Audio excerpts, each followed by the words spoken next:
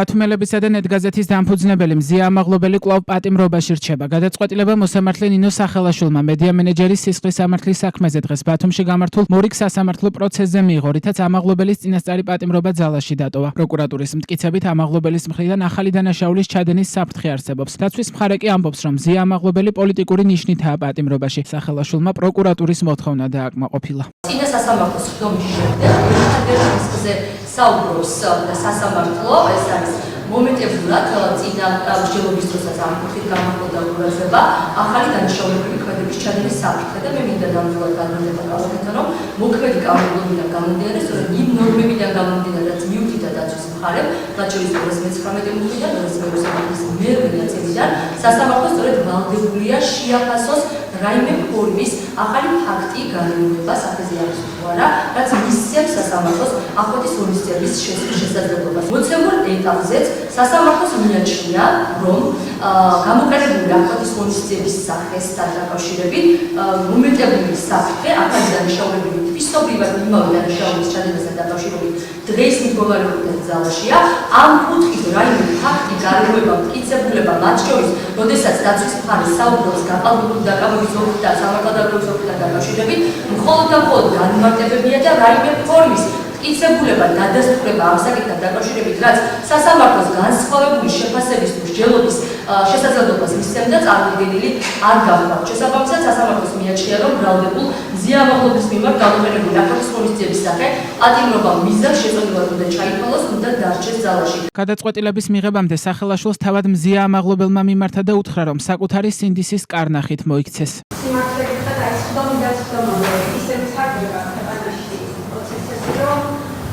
პატიმრობაზე მშენობა კი არა, ფიქრიც კი მიწვის, იმიტომ რომ აი ყოველდღე ზუსტად იმ მოტივით, რამოდენიც ეს მე ეს დაფლარ პატიმრობაში ვარ, ან პოლიტიკური მოტივით ატარებენ სტუდენტებს, მარტო ხელადებას კი რა არის სოლიდარობა ჩემი ამ სინდისის პატიმრებს, არის მომწვალებას არის სამართლო, რასაც სამართლიანობა მოითხოვს, ისე მოიქცეთ სიმართლე გითხრათ, უფრო საშემძლო ვარ და ალბათ მათერიის სულისაგეს იმაზე მეც მოვიში ვარ სულისაგეს.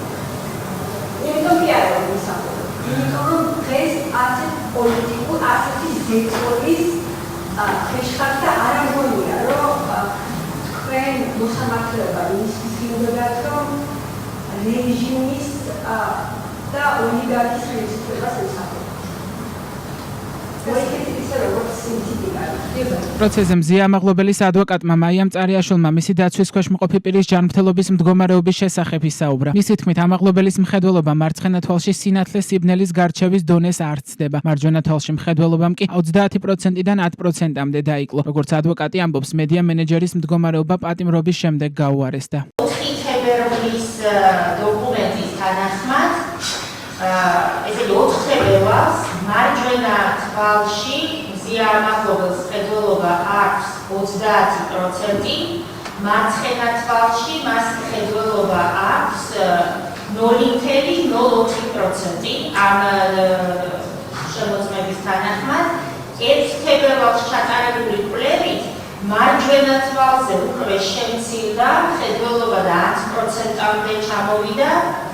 სათვალით კორექციის შემთხვევაში შეიძლება გაიზარდოს მხოლოდ 40%-მდე. მაშინ, როდესაც დაკავებამდე ინფორმაცი სათვალის შემთხვევაში ჰქონდა მას შანსი 90%-მდე გაიზარდა. ეხლა ამის შანსი აღარ აქვს მას სათვალით 40%-მდე შეუძლია მხოლოდ გაიზარდოს მხედველობა მარჯვენა თვალში, ხოლო მარცხენა თვალში მისი მხედველობა გახლავთ 0.04%. შესაბამისად, ამაღლობელის თვალის გარჩევადობა ამ მარცხენა თვალის ფაქტობრივად სინათლე სიბნელების ხედვა, ხოლო მეორე თვალი ძალზე კავდომაია.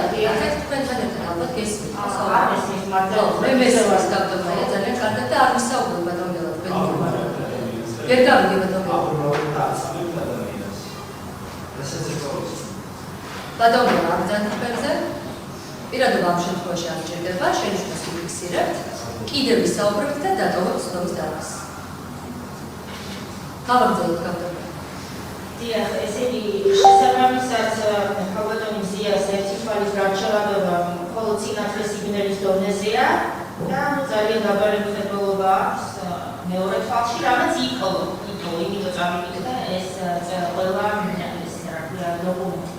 ამაღლობელის დღევანდელ სხდომაზე დაცვის მხარის მოწმე აკაკი გვიანიძეც დაიკითხა. ის 11-12 იანვრის ღამეს აჭარის პოლიციის დეპარტამენტის წინ გამართულ აქციაზე იმყოფებოდა, როცა მზია ამაღლობელი დააკავეს. მისი თქმით, აქციის მონაწილეები მშვიდობიანად იქცეოდნენ და პოლიციამ აჭარის დეპარტამენტიდან მისული მოქალაქეების დაკავება სტიკერების გაკვრის გამო დაიწყო.